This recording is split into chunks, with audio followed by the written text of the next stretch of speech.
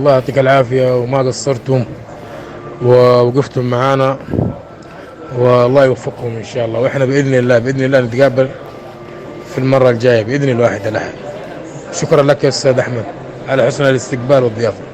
بارك الله فيك يا سيد الكل، يا برنس، والله يا برنس يا أحمد.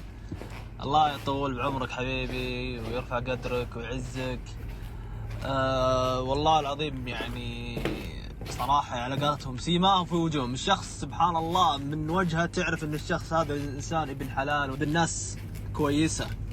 حبيبي ما قصرت يا أستاذ أحمد، الله يرضى لي عليك وتشرفت فيك. أول شيء هذا شرف لي، واعتبر لك أخ هنا في السعودية. كان بغيت أي خدمة من جدة مكة الطائف ترى تحت أمرك.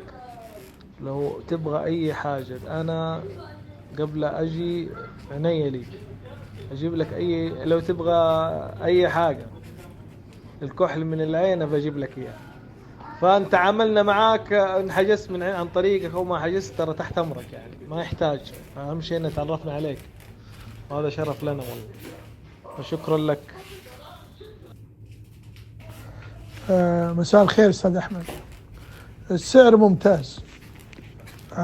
أنا بكلمك، أنا على فكرة أنا شغال في السياحة بقالي 35 سنة لكن أنا حبيت أشوف أسعارك و يعني أتأكد من مدى الكلام اللي اتقال إن أحمد عزت بيجيب أسعار ممتازة.